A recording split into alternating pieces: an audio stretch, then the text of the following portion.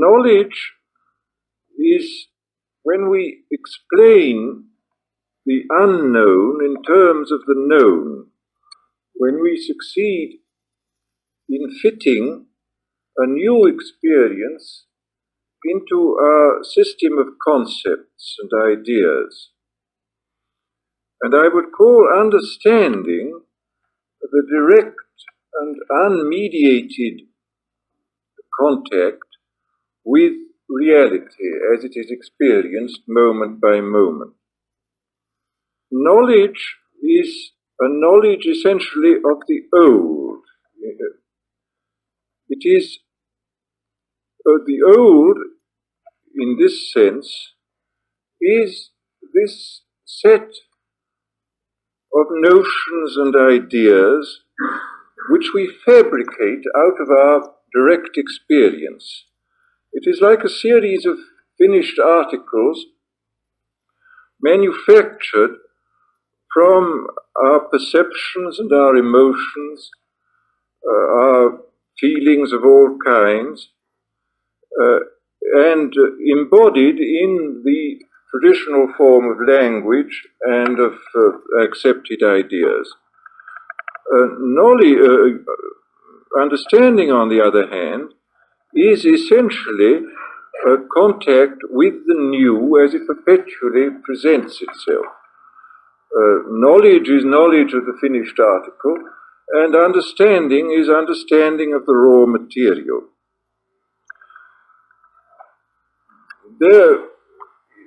We see, of course, from this definition, that knowledge can always be communicated, but understanding cannot be communicated. Understanding is direct experience, and as we know, in every field, no direct experience is communicable. No one can have a direct feeling of somebody else's pain or somebody else's love or hunger. And in the same way, nobody can have anybody else's direct experience, direct contact with an event or a situation. There can, of course, be knowledge about understanding, and such knowledge is naturally useful inasmuch as it proves to us that certain understandings have taken place in the past, and that understanding is at all times possible. But this knowledge of understanding, like any other form of knowledge, is not understanding itself. The finished article is not the raw material. And as I say, we cannot pass on understanding, though we can pass on knowledge by means of words or other symbols. Now, every adult possesses large stocks of knowledge. Some of this knowledge is correct, some of it is incorrect, some of it merely looks like knowledge and is neither correct nor incorrect, but actually meaningless. It is pseudo-knowledge. Such pseudo-knowledge is knowledge which cannot be verified. This has been discussed by modern technical philosophy, by the logical positivists, who've made it very clear that meaning can be attributed to any proposition only insofar as it can be verified in actual experience. The fact that you can have images about a concept is no proof that it is a valid or true concept. For example, while we have no images of the nature of the electromagnetic field or the gravitational field, nevertheless, statements made about these fields have a complete meaning because one can deduce from these statements other statements which are perceptually verifiable. And metaphysical statements are statements which, according to the logical positivists, are without meaning. They are expressive in the same way as lyrical poetry is expressive, but they are not meaningful. And one of the great difficulties which has afflicted mankind from the beginning is, first of all, his tendency to assume that pseudo-knowledge is real knowledge, and secondly, his tendency to imagine that knowledge is the same as understanding. These two things are very closely related. And they are both very serious, one may call them sins of the intellect. They result in most grave aberrations. For example, most of the appalling atrocities committed in the name of religion, of organized religion, and we must remember that organized religion has committed endless atrocities. These atrocities are essentially due to the confusion between knowledge and understanding and between knowledge and pseudo-knowledge. There has been an immense overvaluation of words in religion because words have been taken for things.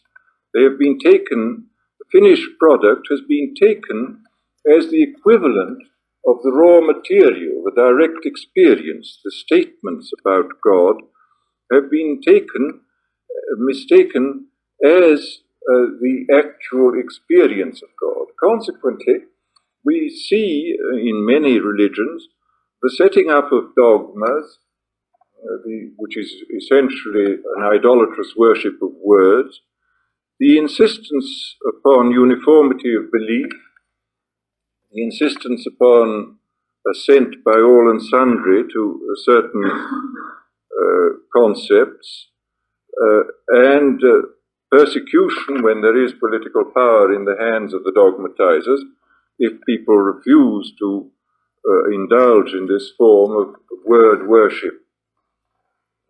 And this is a very, very grave matter, this business of confusing knowledge with understanding. It is not a two-way matter. Those who have understanding, rare men and women, I think, who have understanding in all situations, are always sufficiently intelligent not to mistake their understanding for knowledge. They see quite well that a system of conceptual knowledge is just as necessary to the conduct of life as a spontaneous insight into reality as it arises moment by moment. But the contrariwise mistake, the mistake of imagining that knowledge is understanding, is terribly common and is, as I say, responsible for many of our miseries. And it's interesting here, I think, to speculate on the proportion of human misery which is due to our own fault and the proportion which is due to the nature of the world. I would say roughly that perhaps 1/3 of our miseries are of cosmic origin. They are miseries due to the fact that we are embodied and that we inherit genes which are afflicted by deleterious mutations. Also, and in a sense too, our miseries, this part of our miseries, may be called the rent extorted by nature for the privilege of living on the surface of this planet where the soil is largely poor and the climate is bad, and the inhabitants of the planet include immense numbers of microorganisms causing diseases in man himself and his domestic animals and his cultivated plants. Well, this, as I say, accounts perhaps for 1/3 of the total misfortunes of the human race. The remaining 2/3, I think, we bring upon ourselves. They are homemade disasters, and a great many of these homemade disasters are due to what may be called sins of the intellect. we've spoken of the sin of the intellect, which consists in thinking that knowledge is understanding, and the other sin of the intellect, which consists in thinking that pseudo-knowledge is knowledge. And closely related to these two sins are the almost universal sins of oversimplification, over-abstraction, over-generalization. Worthwhile perhaps to give an example or two of these things. Let's take the over-generalization. This consists of saying without any evidence that the general form of the statement is all x's are y, or all a's have a single cause, which is b. When you get in the Middle Ages, for example, the communist overgeneralization was all infidels are damned. Well, from the Muslim point of view, all infidels meant all Christians, and from the Christian point of view, all infidels meant all Muslims. Then there was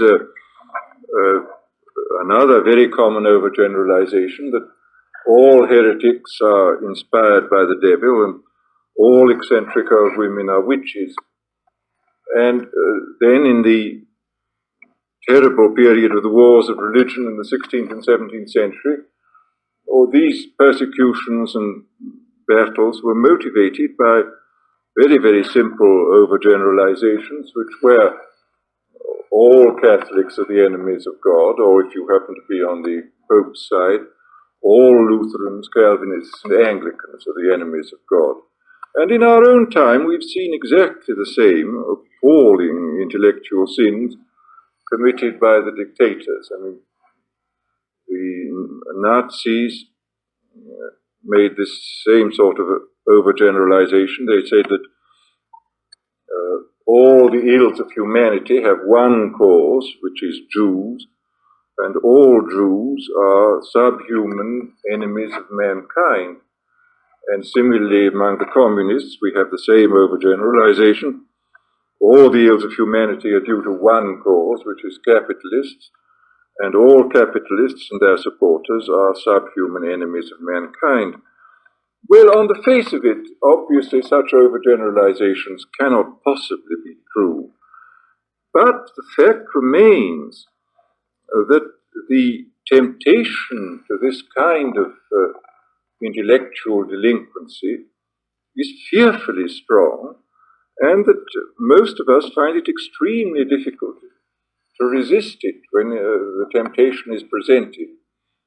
We can resist such things as the Hitlerian overgeneralizations, but notice in conversation how easy it is for one to fall into the sort of all X's are Y type of statement, how universal this is.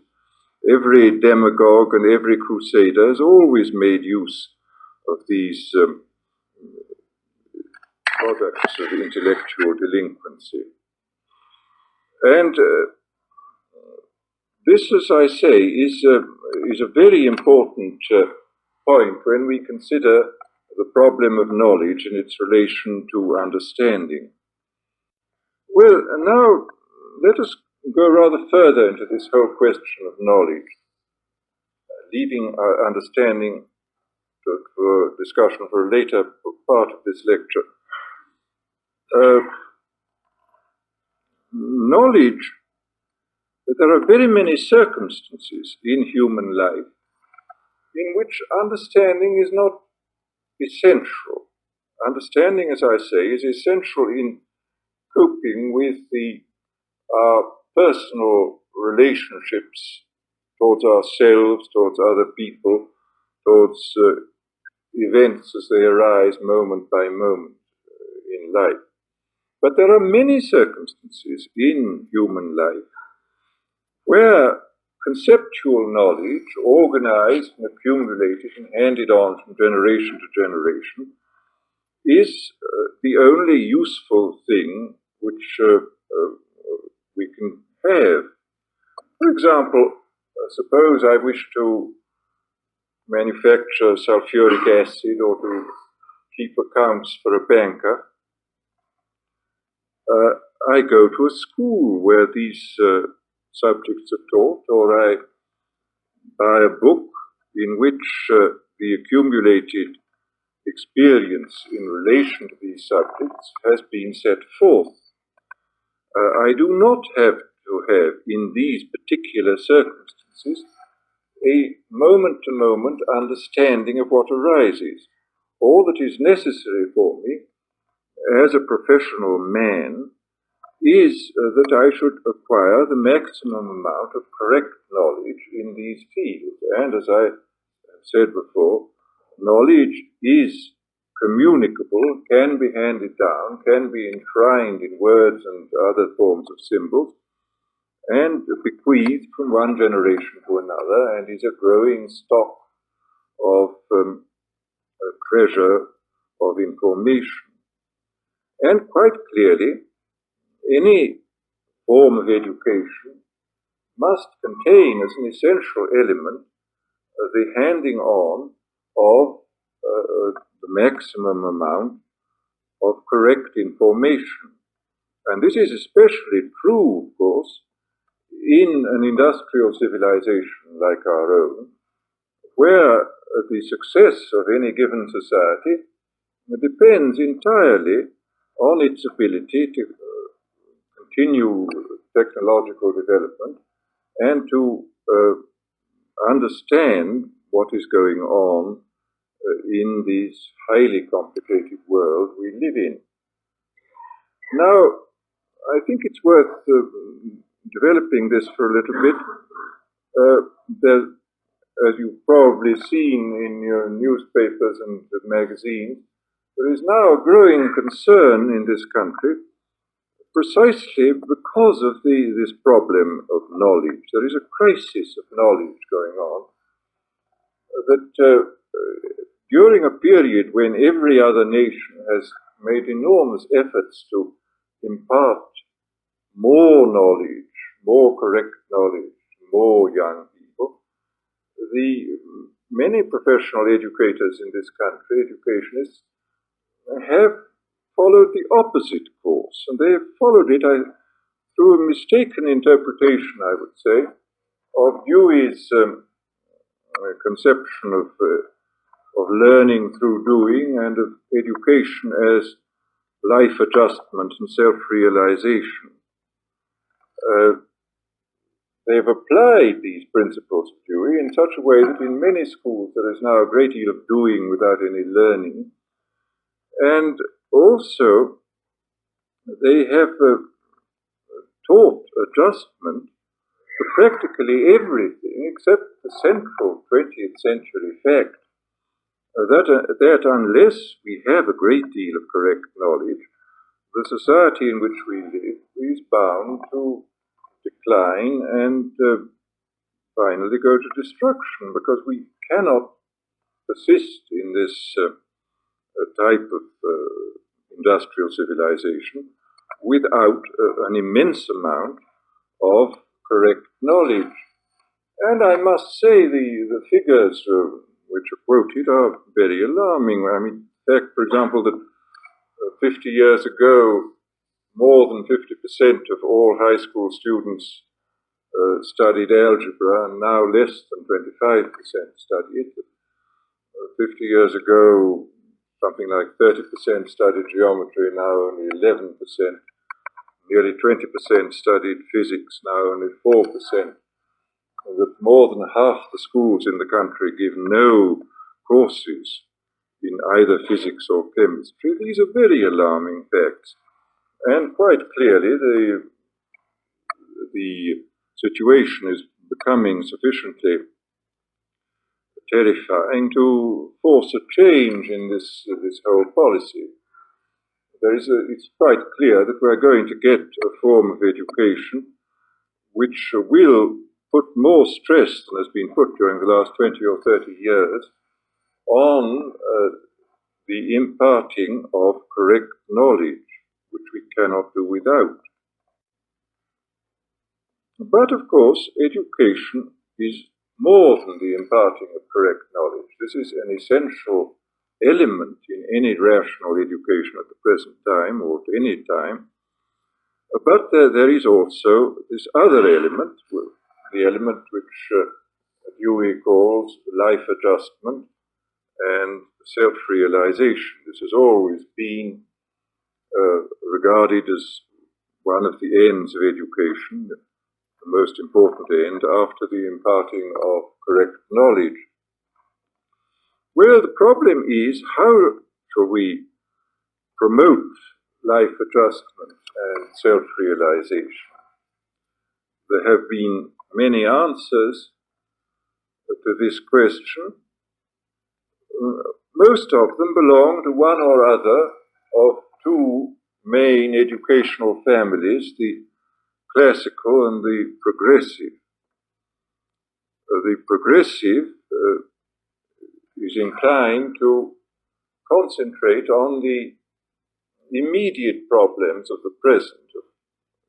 It answers the questions by providing courses in such strange subjects as consumer economics and job information and even consumer mathematics, whatever that may be, and with more sensible things like courses in family relationships and mental health and all the rest of it.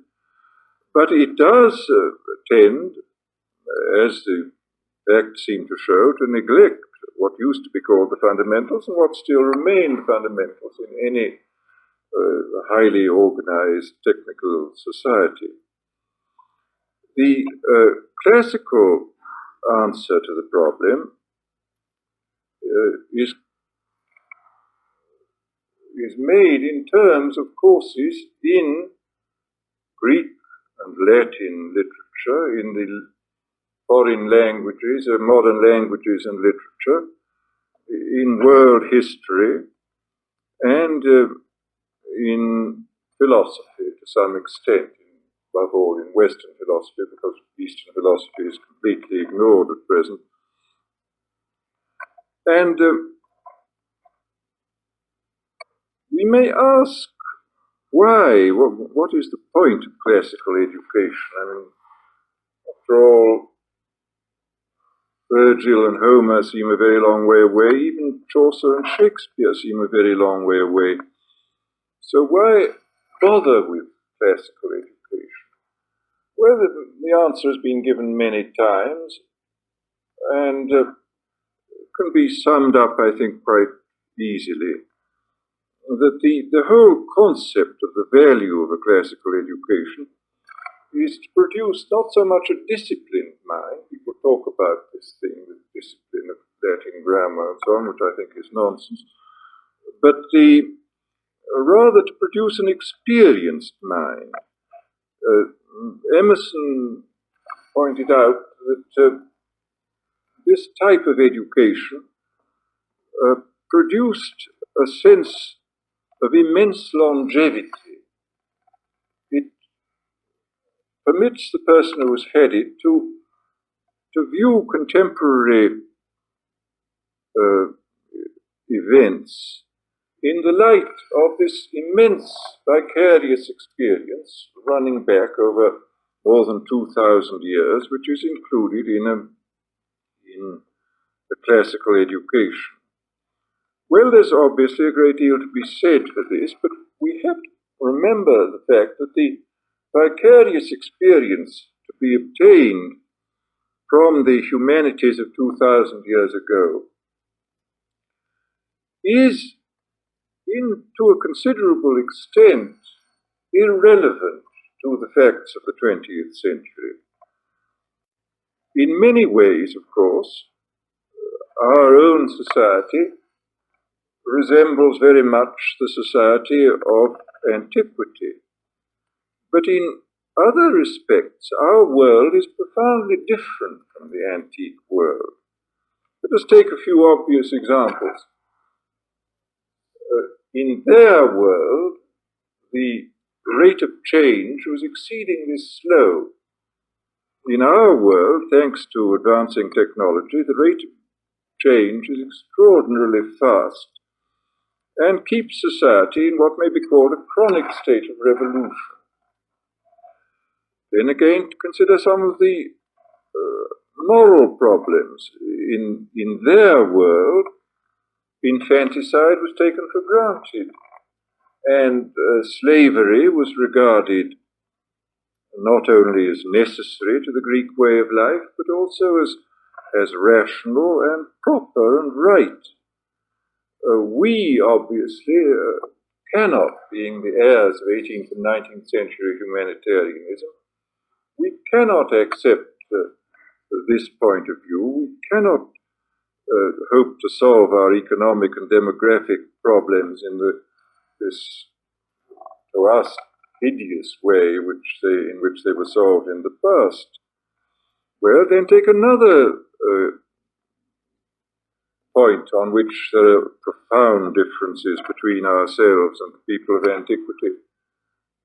It's interesting inasmuch as this point was commented on by Cicero, who said that people who did not know what had gone on in the world before them were doomed to remain perpetual children. Well, curiously enough, the men of his time and his predecessors did not know what had gone on before them. Actually, it's only in the last 5 generations that anything like a complete history of mankind has come into existence.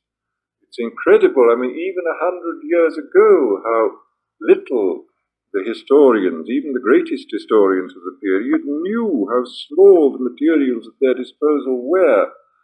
Actually, it is only within the last 5 generations that this immense historical knowledge has opened up before us. We know now about man's past, going back for 500,000 years at least, and we know about the activities of human societies in every continent. And this was absolutely impossible for the people of antiquity. You get, for example, the greatest historian of antiquity, Thucydides, saying in the preface to his history of the Peloponnesian War that nothing of any great importance had happened before his own time, which seems a rather astounding statement in the light of what we know now. So that here again, the experience of the vicarious experience derived from the study of the old humanities is not entirely adequate to our present needs. So what we need, I think, in the matter of education is a kind of combination between the classical and the progressive point of view. What we need is a teaching of the humanities of the past, of the humanities of the present, and maybe of the humanities of the foreseeable future. We have to combine a knowledge of the local cultural tradition with a teaching, partly vocational and partly psychological, of adaptation to present social needs and to the probable needs of the immediate future. For this purpose, we shall need a modified form of the classical curriculum, and I think a modified form of the progressive curriculum, because we need something a bit more realistic than consumer economics and job information in this vertiginously changing world of ours. This is not enough.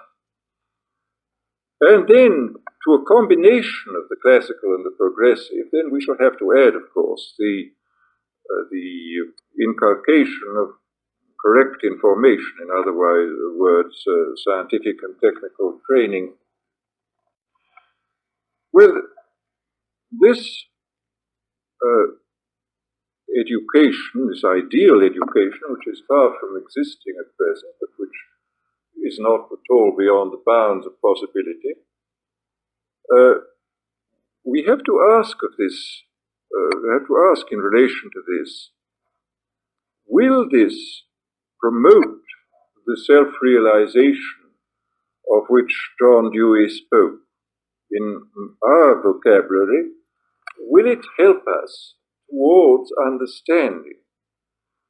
Now, however excellent such an education may be, I don't think it will help us towards understanding, because what such an education will do is to adapt us essentially to the old.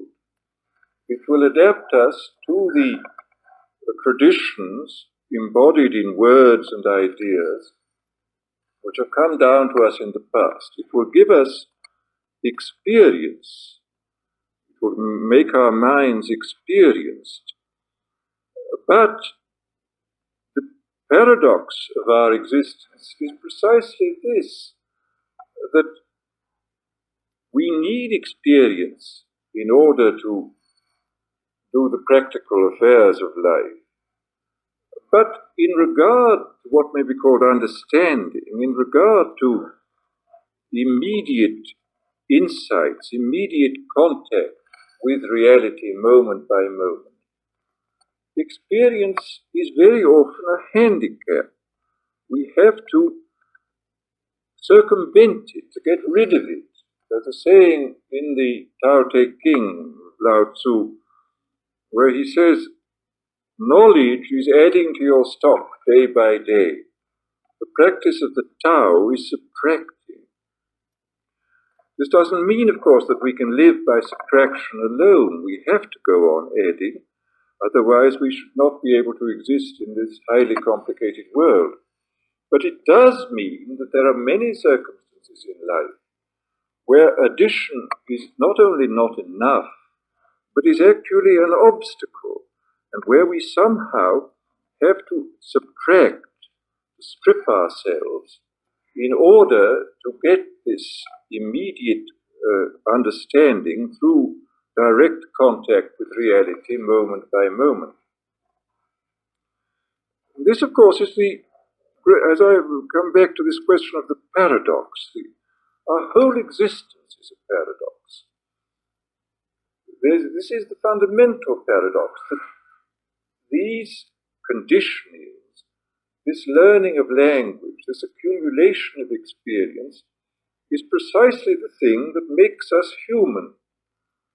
There is a kind of metaphysical slogan used by the existentialist philosophers now, which says, existence is prior to essence.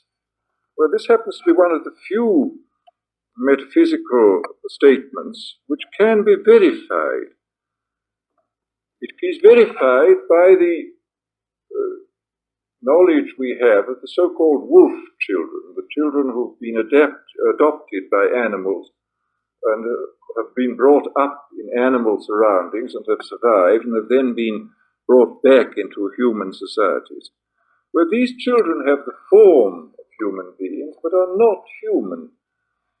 So it becomes quite clear that the essence of humanity is not inherited. We are not born with it. We come into it. We make ourselves human. We grow into humanity. And we grow into humanity partly by imitating our elders, partly by acquiring speech with the enormous potentialities of conceptual knowledge which speech gives us, partly by building up fixed behavior patterns and patterns of words and ideas. These are the things which make us human. We would not be human if it were not for this education. But paradoxically, these are the things precisely which make understanding difficult or impossible. We have to be. The paradox is this, that this type of conditioning is required in order to produce a form of developed consciousness. But in order to use this developed consciousness in its highest capacity, which is in the capacity of understanding, we have to subtract everything that was added. All our life is a paradox, of course. This is just merely one of the of the numerous things that we find so puzzling in our lives. We can put it in another way. We can say that language, which is of course the medium in terms of which education is carried on, language is necessary and essential, but in many circumstances of life it is absolutely fatal. And we find this again in the questions of direct experience of reality. If we are tied up, if we allow ourselves to be dominated by linguistic formulae and recollections of word patterns, we shall not have a fresh and novel response to a fresh and novel situation. We shall respond to the new with the old. And the old is always, in some measure, irrelevant to the new. So, however good our education may be, our education in a knowledge of the tradition, the cultural tradition, and in adaptation to the immediate facts of the present and the foreseeable future, however good such an education is, it is always an education in terms of concepts, in terms of the organized old experience, and it is never in the nature of things an education in understanding, in an education in responding in a new way to new circumstances. Well, now we have to consider how do we get understanding? How can we make it possible for ourselves to have understanding? Well, the first thing to be realized is that we can't force ourselves to have understanding. We can't will understanding. We can't laboriously get it. We simply have to create the circumstances in which, so to speak, understanding will come to us of its own accord. The mind, again, this is another of the strange paradoxes we discover.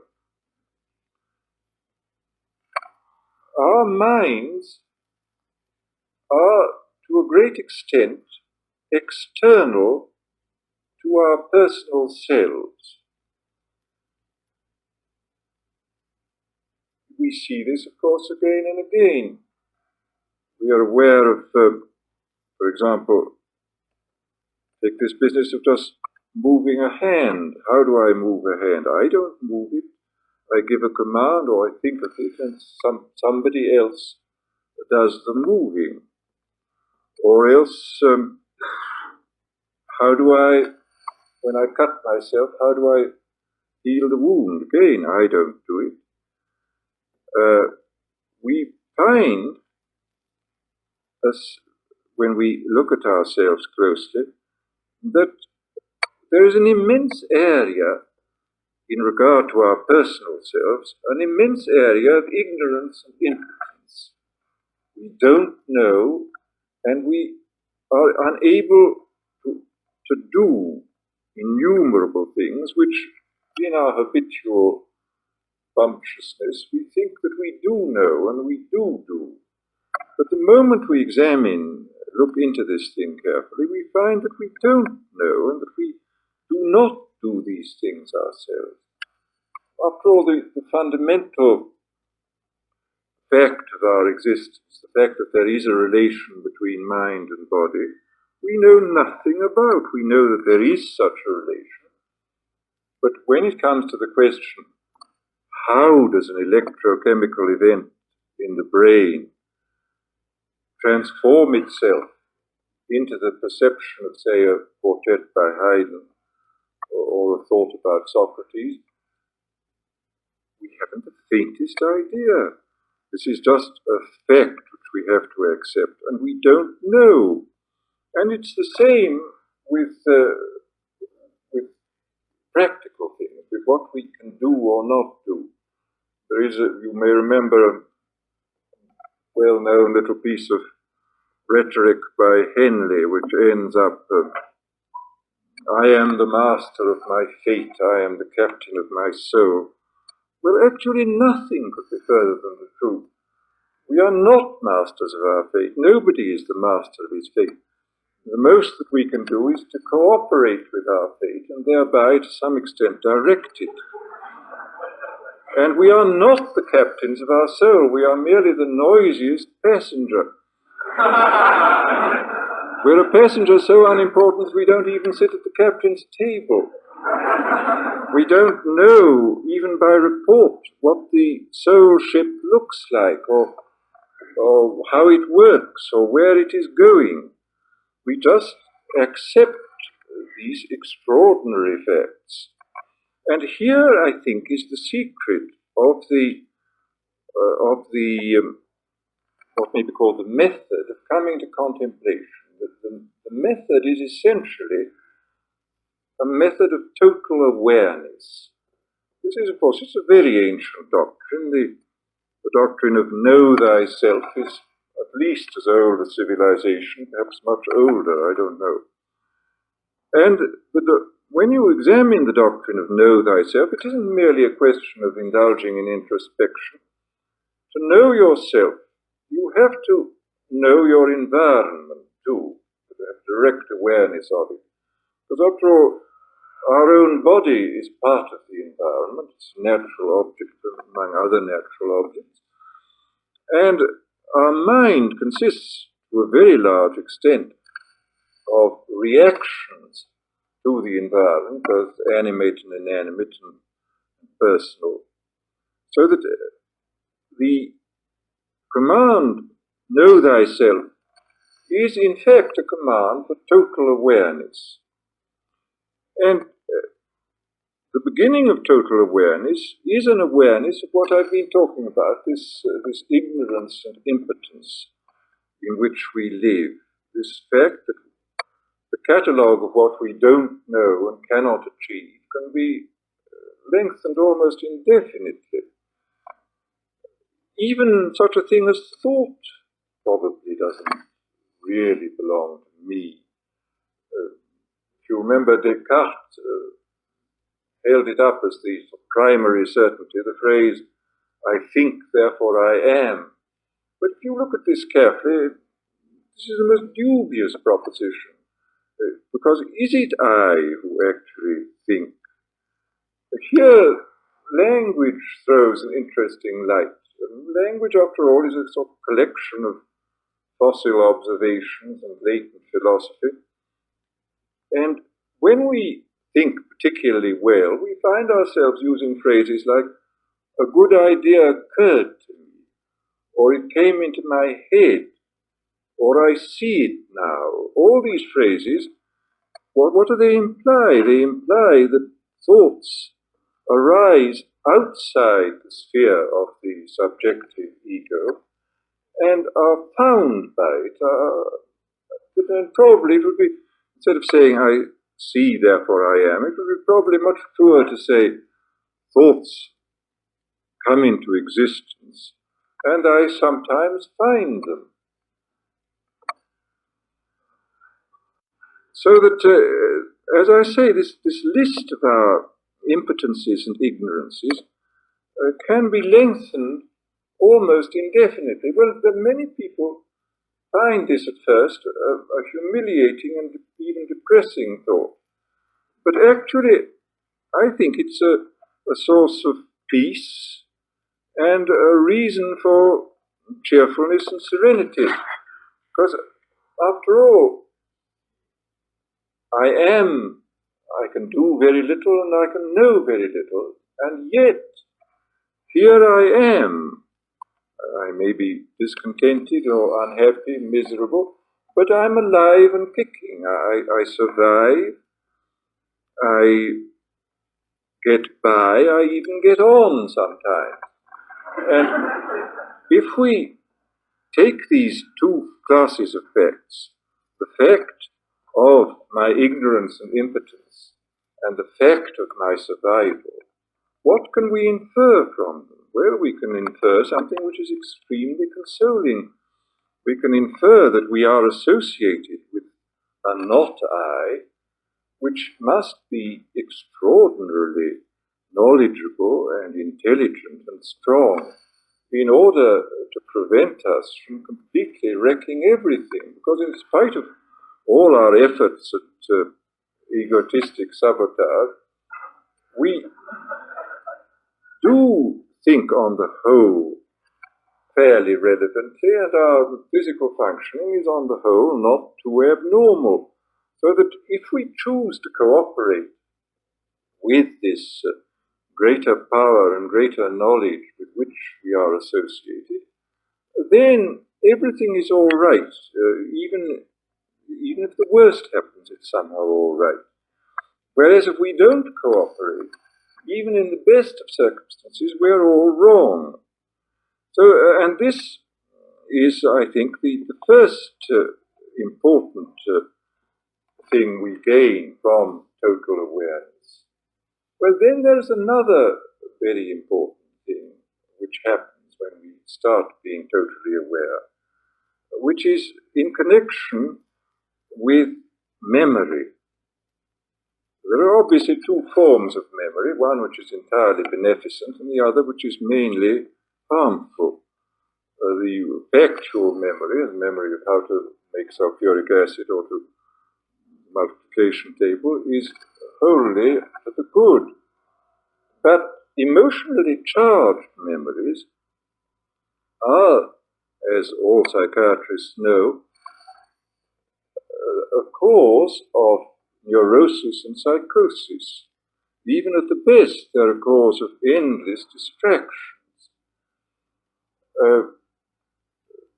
Wordsworth has this phrase, remember, and I would wish my day, the child is father of the man, and I would wish my days to be bound each to each in natural piety. But what is natural piety? Natural piety is essentially indulging in memories of vanished loves and past happiness. Well, we have no right to spend our time in this. Sufficient unto the day is the evil thereof, and also the good thereof. We have no right to spend the present instant either in wallowing in the thoughts of past happiness, or in bemoaning past misfortunes, or having remorse over old offences. Similarly, we have no right to spend the present moment in anticipating hypothetical pleasures in the future, or apprehending possible disasters to come. And when we have this total awareness, we shall find a very interesting thing. If we are totally aware of our distractions, which are mostly emotionally charged memories or fantasies based upon emotionally charged memories, we shall find that while we have the awareness, this mental whirligig comes to a stop, and the memory is empty. This phrase, the emptying of the memory, is an interesting one. It's used by St. John of the Cross, who makes the at first startling statement that the emptying of the memory is a good second only to union with God, and is, of course, a necessary condition to union with God. Well, we cannot empty the memory by an act of will, and we cannot empty it by concentration, even by concentration on the idea of emptiness. It can be emptied, I think, only by total awareness, by becoming aware of these endless temptations to get out of the present moment, which stop the whirligig. And not only does total awareness result in emptying the memory, at first only for a moment or two at a time, but I think perhaps later on more completely and more permanently. It also seems to have a certain effect on the what may be called the moral tone of the organism. If I become totally aware of my envy and resentment and uncharitableness, I shall find during the time of that awareness that these feelings are replaced by a new and more realistic response to the circumstances surrounding me. There is here again, something happens which could not happen as a result of an act of will or as a result of concentration. This openness of total awareness produces, as a byproduct, so to speak, the state which we desire, this complete openness to reality, making possible the coming of understanding. When we go forward into this deepening total awareness, we shall find another very important thing. This, I think, has been known by many mystics in the past. It's something which you get hints of certainly in the Buddhist mysticism and certainly in Christian mysticism too. And interestingly enough, it's a fact which seems to have been rediscovered now by certain modern psychiatrists. The fact that total awareness produces a change in general behavior and a change in the whole apprehension of the nature of the world. I was very struck the other day in reading this passage from Professor Carl Rogers, the psychiatrist, who was speaking about this as a new discovery. I mean, actually, it's immensely old, but it's, thank heaven, it's being rediscovered. Where he says that in this passage that if we can add to the ordinary visceral and perceptual awareness common to all animals, the free and wide awareness of which only human beings are capable, then, he says, we have an organism of which we need not be afraid. He says we have to be very afraid of the human being's behavior when he excludes from his awareness any considerable area of his experience. Most of the time we exclude from awareness a large area of our experience. We allow ourselves to be conditioned by these verbal hypnotic suggestions, and we shut out large areas of our awareness. But, says Professor Rogers, when we open ourselves up to complete awareness, then we find ourselves as aware of what he calls the culture, as of the personal needs for food or sex. We are just as aware of a desire for friendliness as of a desire for self-aggrandizement. And we are just aware of a sensitive tenderness towards others as we are aware of our hostilities towards others. And when this happens, he says, then we have no further need of being afraid of man, that man ceases to be this diabolic creature which he very often acts as, and he becomes something, a creature we can trust. Now, this is a very interesting thing because this goes back to the whole conception of Taoism, the intrinsic goodness of human nature, provided that we let it express itself in its totality without canalizing it and conditioning it by all kinds of nonsense, which we have always done. And it seems to me of the greatest interest that this immemorial wisdom of the mystics is coming back, anyhow, in one section at least of the modern psychological theory and practice.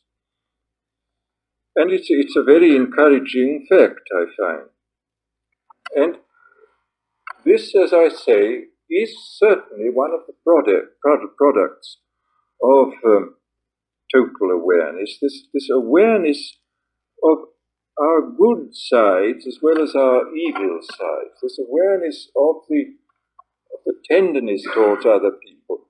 And even more extraordinary than this, I think, is an awareness not only of the tenderness in ourselves, but of what may be called the tenderness in the universe.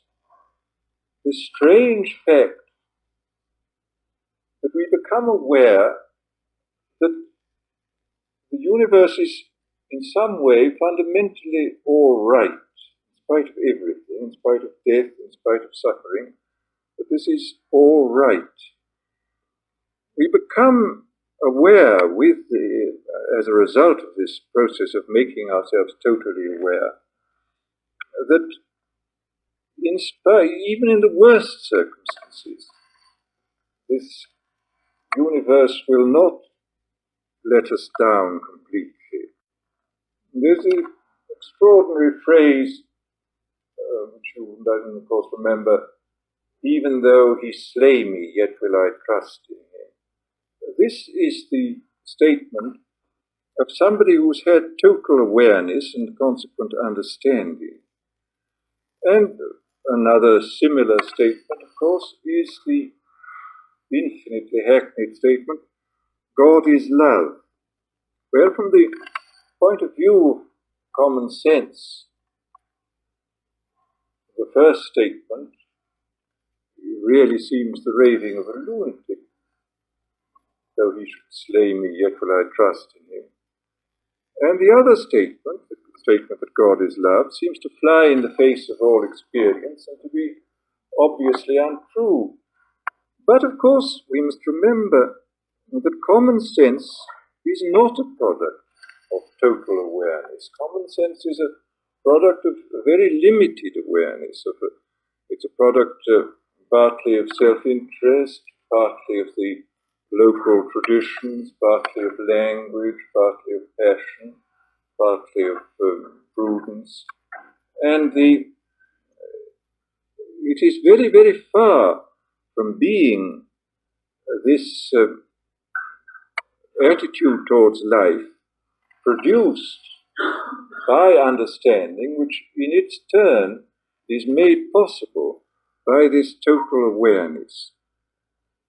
So that what total awareness gives us then is, first of all, this knowledge of our impotence and our ignorance, with its corollary that we must, and certainly are, directed by something which is simultaneously immanent and transcendent, which keeps us going and prevents us going completely mad. And furthermore, another result of total awareness is the emptying of the memory, in the words of St. John of the Cross, with consequent ability to live here and now and to be aware of reality moment by moment as it arises. And finally, we become aware, first of all, that we are not as bad as we thought we were, and secondly, that the universe, in spite of everything, is all right, that there is this goodness, this all rightness in the world. And in this state of understanding, these strange phrases used by the mystics take on meaning. Well, the logical positivists, of course, say that any metaphysical statement is meaningless, and of course, from the standpoint of common sense or science, they are perfectly meaningless. But the moment there is understanding based upon total awareness, then these statements do have meaning. And such statements, for example, all in one and one in all, samsara and nirvana are the same, or multiplicity is unity, and unity is not so much one as not two. Then the statements such as all things are void, and yet all things are the Dharma body of the Buddha, and so on. All these statements on the ordinary level of consciousness are without any meaning at all.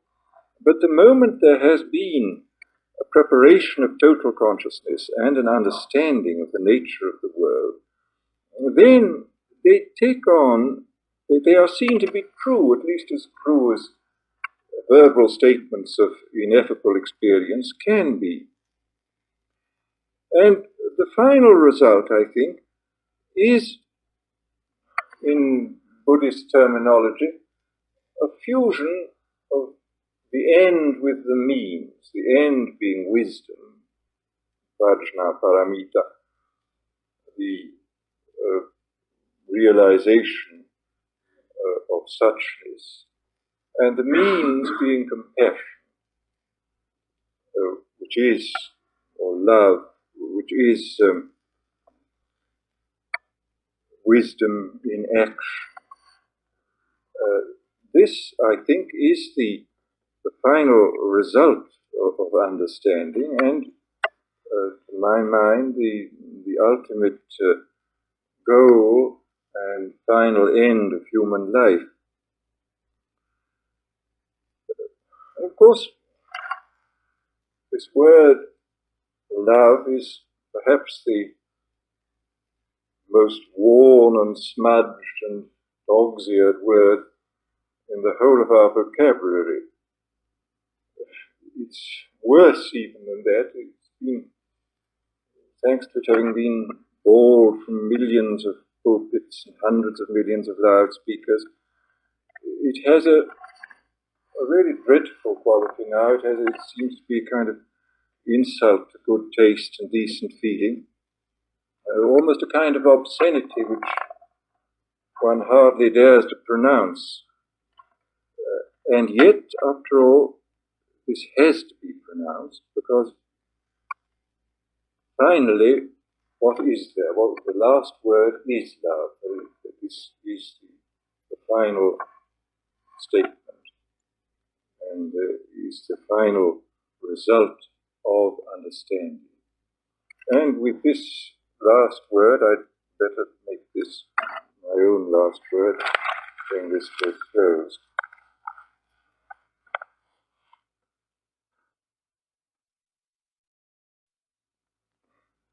Let us pray that we may understand reality,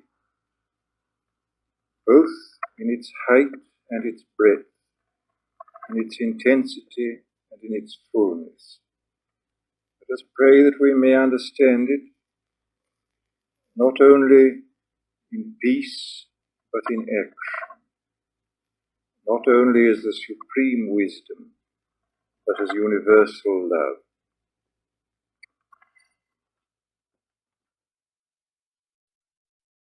Mr. Huxley, what do you think of the word escape?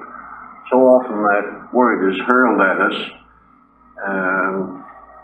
psychologically, and don't you think that there is some justification for certain types of escape?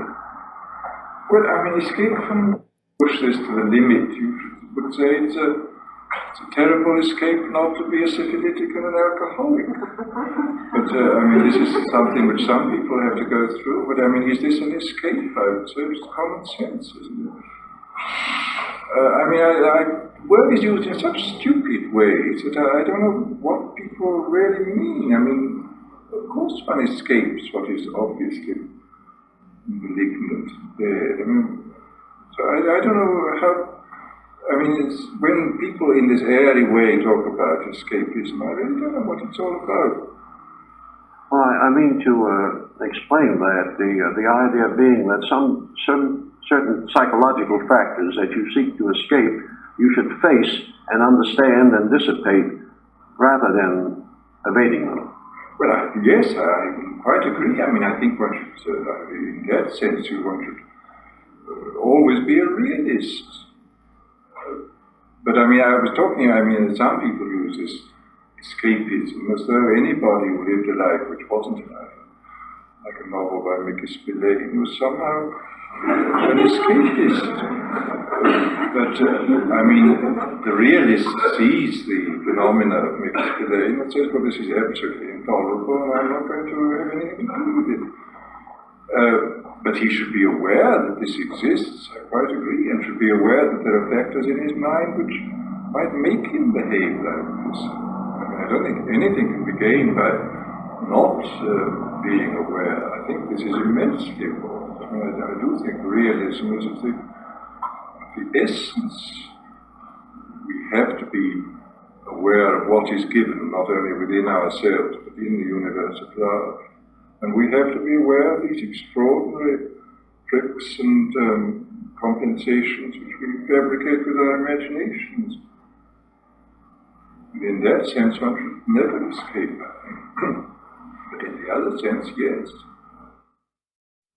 In traditional forms of yoga, as we all know, do you think a new conception is in order, which might be called chemical yoga? Of course, yoga, different paths lead us to the union of God, or attempt to. And this would be utilizing your experience and ideas of mescaline, for example. Well, of course, it's actually been used from time immemorial. I mean, it's incredible. If you look at the history of the use of drugs in religion, it's universal and it's been used in different societies in endless periods. I mean, many of them, of course, are unfortunately very undesirable drugs. But the effort has been made. And, I mean, I think without any question, we're probably now on the verge of developing any number of chemicals which will permit extraordinary changes in consciousness to take place. I mean, some of these may be desirable, some not. But we've reached a point, after all, where chemists now are virtually able to produce any kind of molecule that's desired. For example, I'm going to go there on middle of May. It's a meeting of the American Psychiatrists Association in Atlantic City. And one evening is going to be spent on the discussion of drugs such as mescaline, lysergic acid, and others in relation to psychiatry and in relation to psychology in general. What was the one, what acid did you lysergic acid. This is immensely much stronger than, I mean, the dose is only of some 1/5000th of a gram, so 4/10ths of a gram. The one that induces schizophrenia? If in large doses, it will, yes. And then actually the most common symptoms of schizophrenia are neither these blissful nor infernal states, although they may be. But I mean, apparently most of the time these wretched schizophrenics are living in a thing which is neither heaven nor hell, but more like limbo, kind of ghostly world. And the interesting thing is now that they're finding that certain substances produced within the body due to the breakdown of adrenaline will produce this sort of limbo experience. I think it is quite clear that we are just on the verge of almost extraordinary features, developments in this field. And as I say, I don't see why some of them might be excellent, although certainly many of them may be very undesirable. You raise here, in connection with what this gentleman was asking, the relationship between science and religion. To what extent can the methods of art and the methods of science ever be applied in religion? I mean, we elaborate just a little. In science, at least, we have developed one little limited area in which one can be sure that one is not, or to some extent sure that one is not creating what one is seeing. Now, I was thinking of this in connection with this exercise you were mentioning. I've noticed that even when you try to look in your mind, observe what is coming dispassionately without criticizing or judging and without trying to change it, even then, you know, if you look carefully, it seems to me that you are still creating what you are seeing. Introspection seems very hard to fulfill this requirement of not creating what you are seeing. Yes, it's again, I mean, introspection, of course, any sort of forced introspection is undoubtedly, and of course, who is creating what? I mean, I do think that many of the facts of the mind are just as much given as the facts of external nature. I mean, I think they are real data, they're given facts. I mean, take this really, come back to this thing we're talking about just now, this masculine. I mean, these given facts which emerge from, I mean, it's got nothing to do with this particular self. I mean, these are just things which surprise anybody just as much as going to Australia and seeing kangaroos which surprise one. I mean, it's just a fauna which happens to live in this particular area of the mind which has nothing to do with one's own personal interests or even with any human interests, I can see. I mean, there are, the mind is naturally odd, and I don't think one does create. I mean, one certainly creates one sort of the personal subconscious which creates, I suppose, the compensations, which fabricates all kinds of nonsense out of compressed material. This is a more or less personal creation, but I would say that there are a great many areas of the mind which don't seem to me to have anything to do with the personal self, but are just as much out there in the mental equivalent of space as trees out there in the space itself. I mean, well, of course, one of the troubles is that we know so little about the mind. It's extremely difficult to. I mean, we're still at the stage in relation to the mind that the early naturalists were in relation to biology. I don't know about that point, where the point where Audubon was collecting specimens and studying them, and we haven't really even got to the point of cataloguing them very well. I mean, there's really no taxonomy of them. And I don't think we're going to have a real biology of the mind, an ecology of the mind, for quite a long time to come. I mean, I think that maybe this pharmacological experimentation is going to speed up this process quite a lot. But meanwhile, I do think we're still in the very earliest stages of the explorations in this strange field. These pharmacological experiments are somewhat abnormal, aren't they? That's something that's imposed upon the normal function of the chemistry of the system.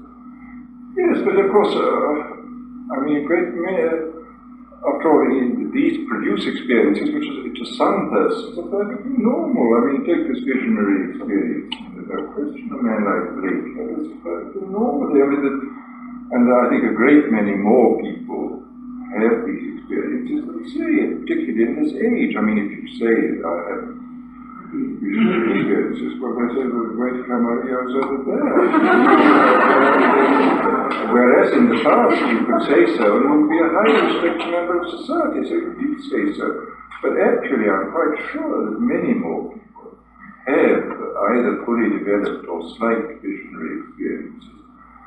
And what this thing does is permits people who enter these areas of the mind to find it difficult to enter over it. And after all, look at the various methods that have been used in religion.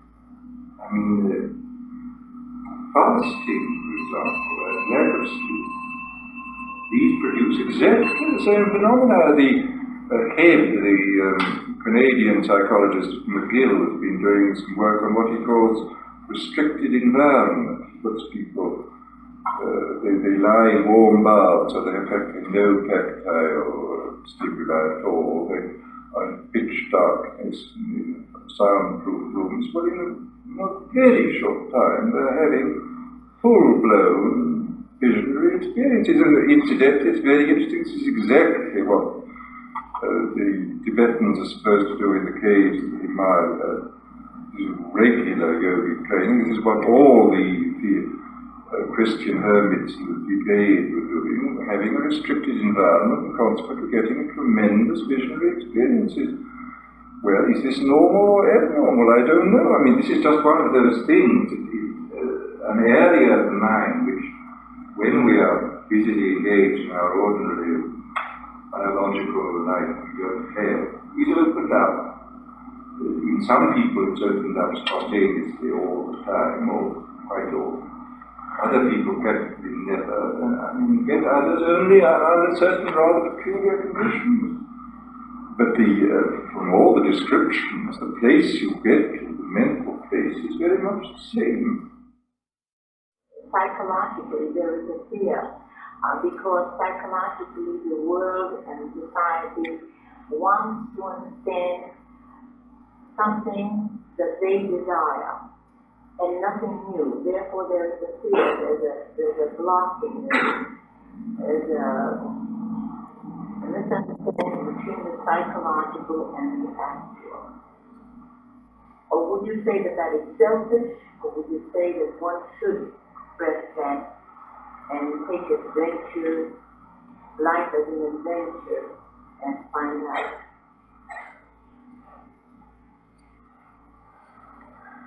Well, I don't quite understand the question. I mean, this question of the fear, obviously, fear is highly undesirable in whatever form. I mean, one somehow has to analyze it and see what it's about. But this business of taking life as an adventure seems to be a very important thing. I mean, I remember Dr. Suzuki one time saying, "You have to go lightly, tread lightly."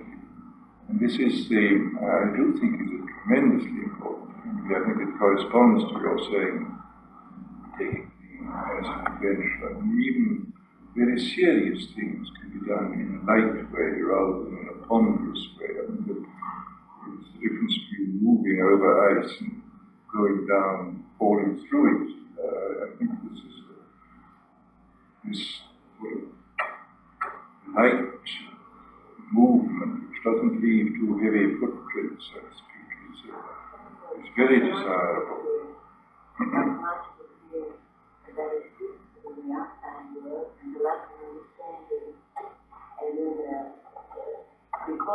Because of that, what is fearful? Well, yes, I think, because people don't I think a great many people don't understand theoretically, but I must say I think it's sort of remarkable on the whole that when one is with people and able to talk to them, even though they may have extremely imperfect theoretical views about the nature of psychology and society, most people have a pretty fair understanding of what's what in personal relationships. I mean, if you give them a chance, and if they get beyond the ordinary cliches and conventions which they've been brought up with, and I think a great many of them can, without much difficulty, get beyond. I think some people remain absolutely stuck. But I would say, I don't know, it might be my experience that given a chance, a great many people do understand much better than they appear to understand. I mean, that they understand much better than they think they understand, much better than their conventional thought persuades them that they understand. I mean, there again is where I would say then you mustn't take the words too seriously. I mean, their words are wholly non-understanding, but at the same time, many people are much better than their words if you give them a chance of hearing. This is where the adventure comes in again, I would